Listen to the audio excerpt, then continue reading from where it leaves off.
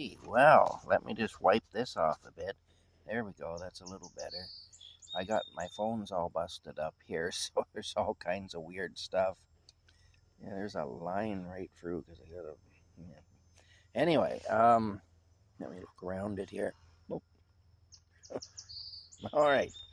Well, anyway, you get some weird effects. Wonder if I can get the double hand again like I got last night. Ooh.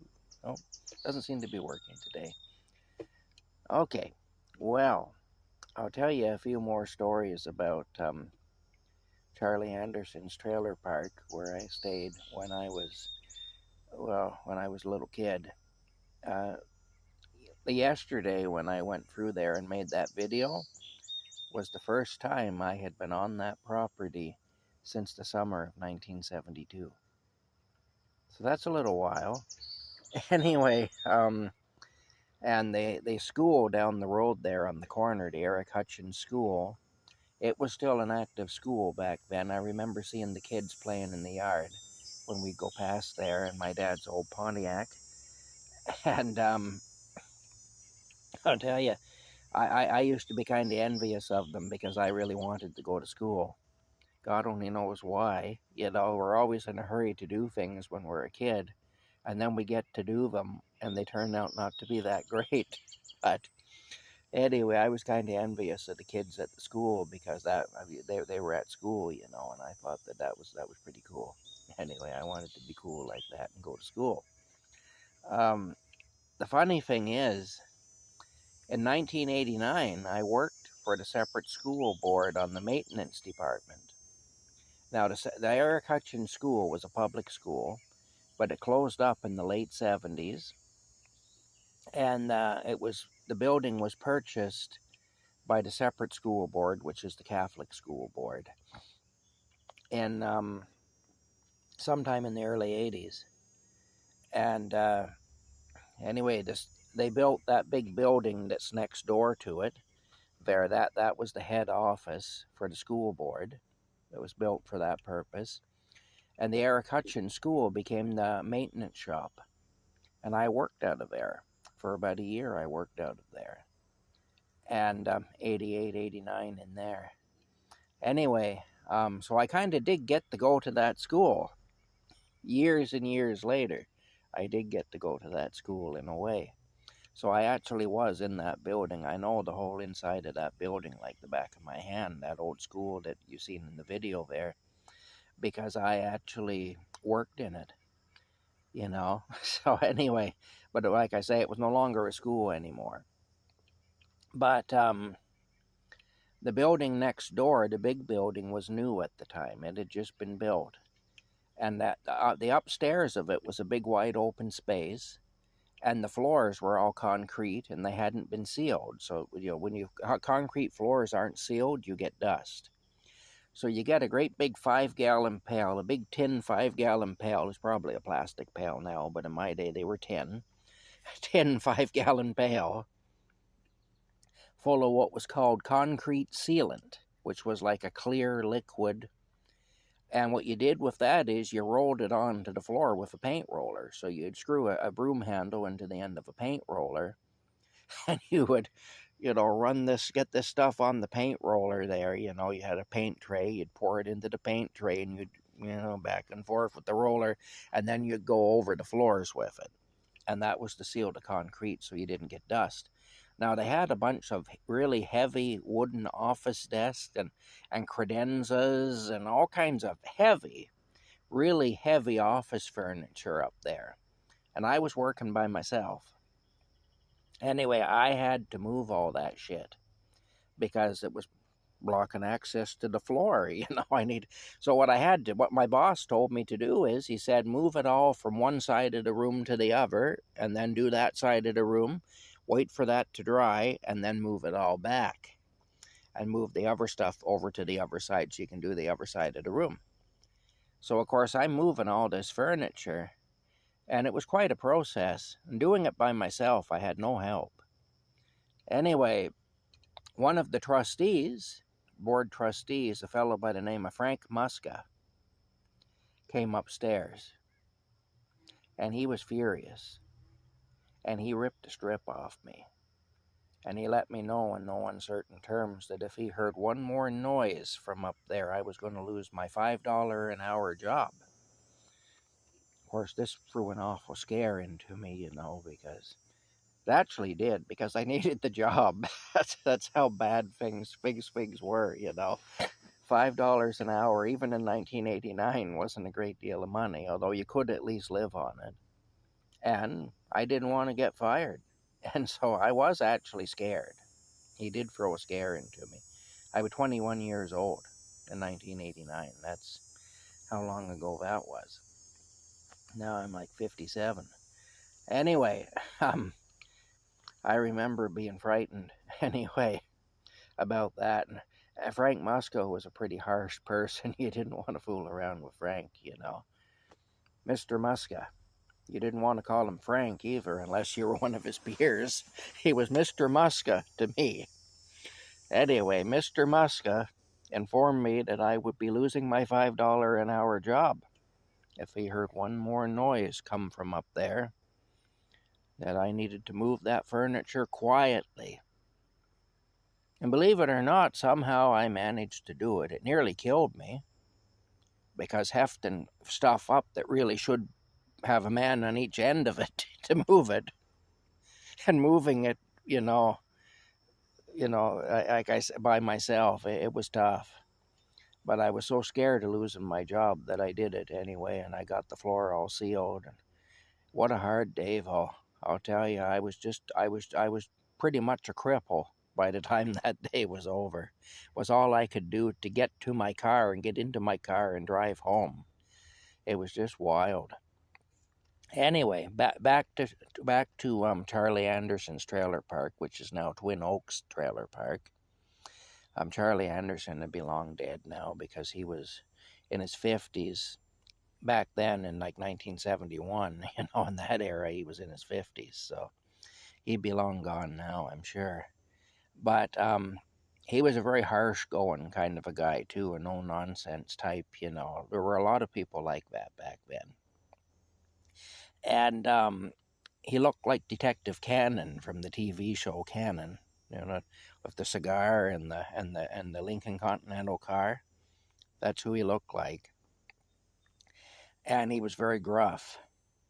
And the building at the front of the trailer park that I showed you, that I pointed out was a store back in the day, that was actually a little grocery store, that Charlie Anderson's grocery store. That's what that was. And we lived in Charlie Anderson's trailer park, which was behind Charlie Anderson's grocery store.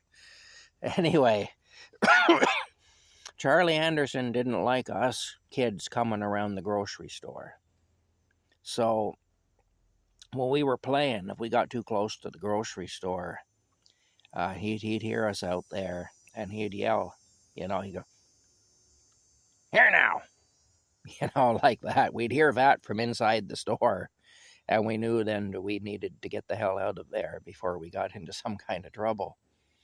Anyway, the pavement all in front of the grocery store was just covered in cigar butts, because Charlie was always smoking cigars, and he'd just open the door and flick the butt out the door, So the pavement all there was just covered in cigar butts. And anyway, I see now there's a building, looks like a storage building behind the building that was the store. I don't know what's in the building that was the store now. I couldn't tell you what's in there, but behind that, there was a little grocery store in my day, but behind that anyway, there's a big building built now. It looks like a storage garage or something. Well, when I was a kid, that wasn't there. There was like a little forest there. There was a little treed area. And in that little treed area, there was a wrecked Volkswagen Beetle. It was quite old. It was probably from the 50s or whatever. Well, it wasn't that old at the time, I guess, because the 50s wasn't that long ago at that time. But it was an old Volkswagen Beetle. And you could tell it had been in a bad wreck, because it was all smashed to hell, and all the glass was busted out of it, and, the glass was inside the car. And us kids, we liked to play in that car. And sometimes we'd sneak over there and play in the car, but of course we'd try to be quiet, But you know what kids are like. Eventually we'd get playing and we'd forget that we needed to be quiet, and we'd get making noise. And then Charlie Anderson would come out of the store. He'd go around back and he'd catch us. And he would just let us have it good. He'd let us know in no uncertain terms that we had no business being in around that car and to get the hell away from it. And I remember one time he was so worked up at us over playing in that car.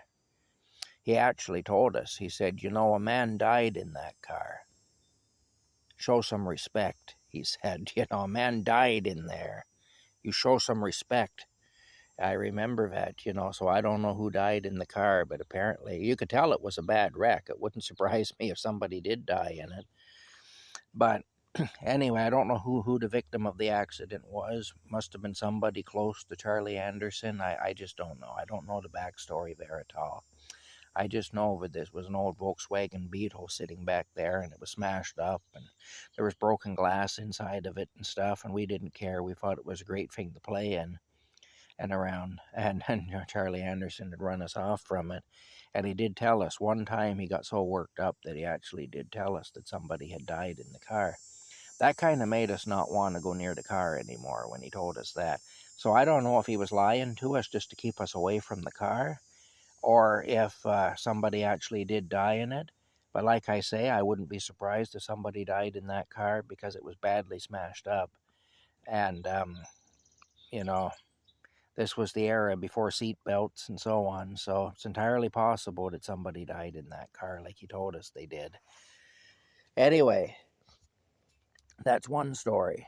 Now that car is long gone. I mean, there's a building sitting where the car is now. Unless Charlie Anderson got so fed up with kids messing with the car that he built a building around it or something to keep them away from it. I don't know. Maybe that's what happened.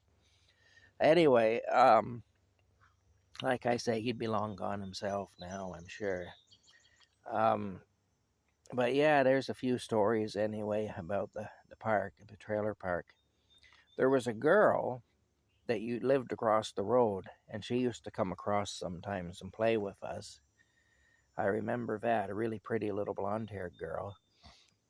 Her name was Cindy, and I don't know what her last name was anyway, but her name was Cindy. But she used to come and play with us sometimes, come across the highway and play with us at the trailer park. There were two girls that that lived there. I think they were twins, and they were a little older than I was, but they were still kids. I remember that their last name was Peacock. That was actually their last name, Peacock. Donna and Susan Peacock. That was their names. I remember them. And that they looked identical. I'm pretty sure they were twins, if I remember right. They were. And of course, there was Patty and Chucky Curran. Patty Curran one time peed on me from a tree. I walked under this tree, and she happened to be up in the tree, and she actually peed on me. I remember I was wicked mad at her for that, and we got into quite a little fight over that. We did, and anyway, that's sorry, we didn't fist fight or anything, but we got into a shouting match, over it. Yeah, and it was Patty Curran's mother that ran my tricycle over with her 58 Buick Roadmaster. Flattened my tricycle down. It looked like a suitcase. By the time it was just flattened, you could pick it up like a suitcase. It was just flattened. I remember that too. I got off the thing just before she hit it, and she freaked out because she thought that I had been on it when she hit it. When she got out of the car and looked to see what she hit, she saw the flattened up tricycle under the car, and it scared her pretty bad. I was standing over on the lawn looking at her. She didn't. When she realized I was there, she made quite a fuss over me anyway. I think she was really happy that she hadn't killed me, which isn't a common thing. Oftentimes people be disappointed when they haven't killed me. Oh shit, he's still alive? I thought for sure I'd eliminated him, People get a little upset when they realize they haven't killed me normally. It's like a failure on their part. I say, damn, I was sure I got him that time, you know. Anyway, she was actually relieved that she didn't kill me anyway. So I guess thank you, Geraldine Curran. That was her name, Geraldine. Thank you, Geraldine Curran, for being relieved that you didn't kill me. It's much appreciated. She's passed away too, actually. I saw her obituary in the paper quite a few years ago. But pretty well all these people I'm talking about are gone now, except perhaps for the ones who were still kids. I'm sure most, if not all of them, are still around. But anyway, that's just some of the stuff that happened. There was one little boy in the trailer park whose parents weren't married. He just had a single mother there and no father around. And apparently he was what we used to call back then a bastard child. That's actually what the term bastard means, is somebody who comes from a union between those who are not married to each other, basically. And that's not the official definition, but that's a rough synopsis of it anyway. And I remember I wasn't allowed to play with him. And his mother used to try to bribe me with cookies to get me to play with him. But I was afraid because I didn't want to get into any trouble at home, you know, and I was told, you don't play with that bastard. You don't play with him. And none of the kids would play with him because he was a bastard and their parents had told them not to. Which is quite a thing, you know, when you think about it, eh? Anyway, there was Harry and Maddie Matheson. They were an older couple who were raising their granddaughter, Debbie, and Debbie was a friend of mine. And that was another story. Debbie, it turns out, the story I was told, and the story Debbie had been told too, was that her parents had been killed in a car wreck, but that wasn't true. Anyway, it turns out her mom had gotten pregnant in high school, and of course the guy dumped her, and it was a big scandal. And so basically they were trying to protect Debbie. They didn't want her to also be considered a bastard child and then to be ostracized and everything. And so there was a story they told about a car wreck and so on in order to, you know, anyway, they were raising her. Apparently, I found this out from my mother years later. I never knew this part of the story. But apparently, Debbie's mother, Harry and Mattie's daughter, showed up there one time. She had moved down to Southern Ontario. I don't know where exactly, but somewhere in the south part of the province. Where we are here, this is the eastern part of the province. Anyway, she had moved down to Southern Ontario and kind of started a new life there. But she showed up one time and she wanted to see Debbie. Of course, Debbie had been told she was dead and all that. And so what they did is Harry and Mattie allowed her to see Debbie from a distance. They told her you can't speak to her, but you can see her. And apparently Debbie and I were playing. I was with Debbie and we were playing. And her mother, her birth mother, the daughter of Harry and Mattie, was watching us play. And she couldn't speak to her. She couldn't speak to her daughter. But she got to see her, at least. And then she had to leave. And I mean, we had no idea, you know. Like, I mean, apparently I was playing with Debbie at the time, and her mother was watching us play with each other outside, and had no idea that, we had no idea what was going on, you know. But my mother knew about it anyway, and she told the story. Yeah, anyway, tough, very tough world, you know. Anyway, there's that. Kind of a sad story there. But yeah, anyway, we left there like in 1972. I remember it well, though. I remember being there very well. And the games that we played and the things that we did, you know. there was one kid there. He was an older kid, a fellow by the name of Steve McCartney, and Stephen Dodds, I should say. McCartney was his name. McCartney. It goes back. There was some marriages and stuff that happened, and names got changed and whatnot. You know how it goes in families. But he was Stephen Dodds when I knew him, and then later on he was Stephen McCartney was the name he was going by when I knew him later on. But anyway, when I knew him when we were adults. But when we were kids, Steve was a bit of a bully, and he kind of picked on me. He was older than I was, and he wasn't very nice to me when we were kids anyway. Then years later, though, we became great friends, Steve and I did, you know. Anyways, Steve died of cancer. Still fairly young when he died anyway, but anyway, Steve and I were good friends.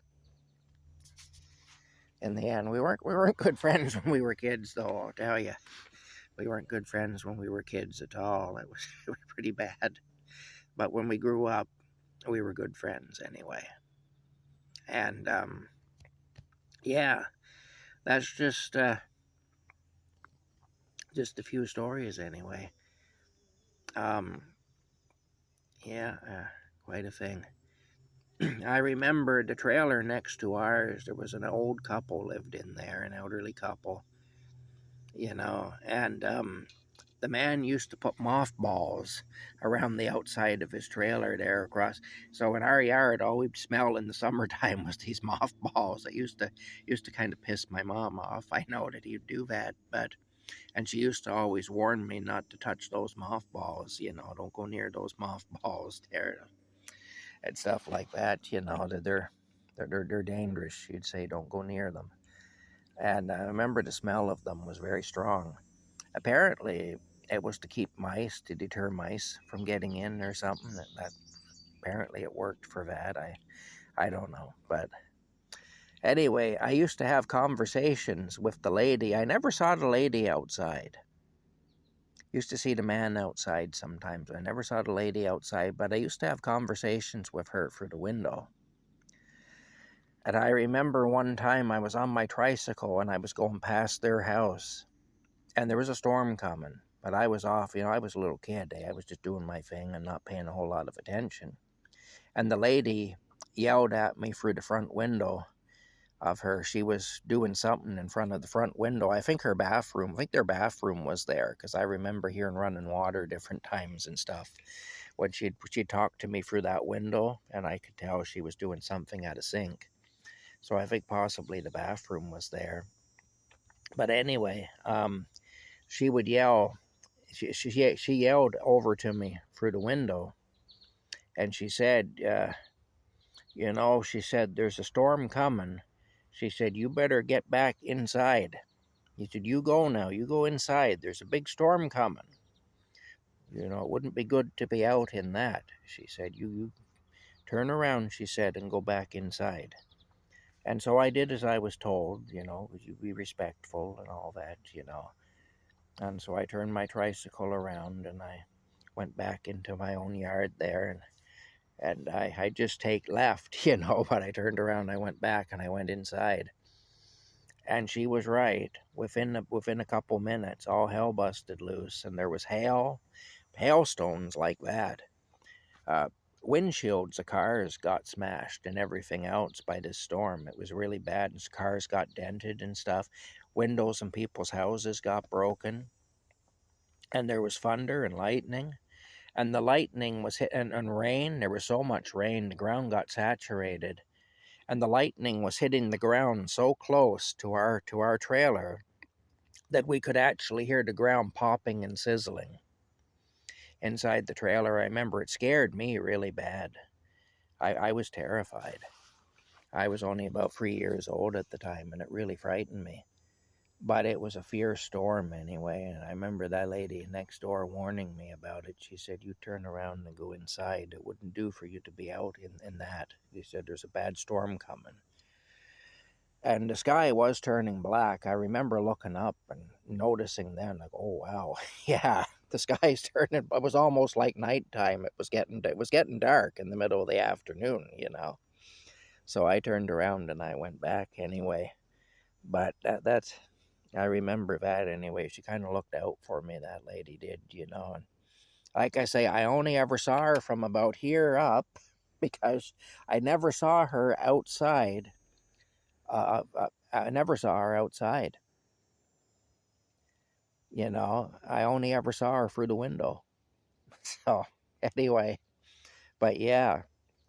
Anyway, we had conversations though. I remember sitting on my tricycle in front of her place and her talking to me through the window, and we had conversations. I remember that. But yeah, that's just one situation anyway. I remember. I don't know. Maybe she was sick or crippled or something. I just don't know. But you never saw her outside. Most people owned a 1952 Plymouth sedan. And I remember one time, this is something that used to happen with the old 6-volt electrical cars, the cars that had 6-volt electrics years ago with the free and the tree transmission, because you parked the car in gear so it didn't roll away. And the old 6-volt electrical system, sometimes on a damp night especially, a car would start itself.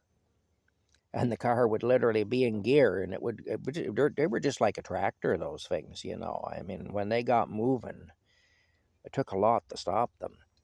And this car, anyway, this 52 Plymouth of theirs, I remember one night it had started itself up and it had driven itself through the fence into the cow pasture next door. There's now storage units next door. It's now a store and log place, but it used to be a farmer's field. It was a cow pasture, and there was a wire fence there, a farm fence there, and the car had gone through the fence. Had just taken the fence out, basically, and gone through. And it was out in the middle of the cow pasture sitting in the morning. I remember going outside and seeing the old car sitting there early in the morning. And I went back in. I can't remember the people's name now, but I knew their name at the time. And I said to my mother, I said, Mr. and Mrs. So-and-so's car is sitting in the middle of the field over there. And my mom, of course, said, oh, come on. They don't be telling stories, you know. I said, well, no, really, it is. So she went and looked, and sure enough, she saw for herself that the car was sitting in the field. But that's what had happened. It had started itself up, and it drove itself through the fence and into the cow pasture, and then at some point it just stalled. And it was sitting there anyway. Yeah, and the fence was all knocked down and stuff, you know. But yeah, that was the story. And those cottages, this is another thing too. The cottages that I talked about, there's now a mobile home there, but there were two white bevel board cottages with red trim. I remember the trim was all red on them. They were cute little cottages. There were two of them there. And in one of them, there was a young man lived, and he had a 1947 Hudson Commodore 8, which was an old inline 8-engine car. And every morning he'd go to work early. You know, people went to work early in those days. And every morning I used to get woke up with the sound of him starting that car. And I remember it sounded like somebody coughing. You'd hear, a hoop, a hoop, a hoop, a hoop, like that, you know, a hoop, a hoop, a hoop, a hoop, like that. That's how it sounded. And then it would catch and start, and then sometimes you'd hear it backfiring and stuff, you know. And, but yeah, I remember that. He'd drive that to work every day anyway. And a lot of people drove cars like that back then, though. That wasn't unusual. But I remember that old Hudson Commodore 8 and the hoop, hoop, hoop, hoop. Sounded like it had the croup, you know. It wasn't a Hudson coupe. It was a Hudson croup, I guess, because it had the croup. Or we used to say the gripe. Had the gripe, you know. But, you know, when you had that cough or whatever, you know. Anyway, that's it. There's just a few stories for you. A little reminiscing from the past.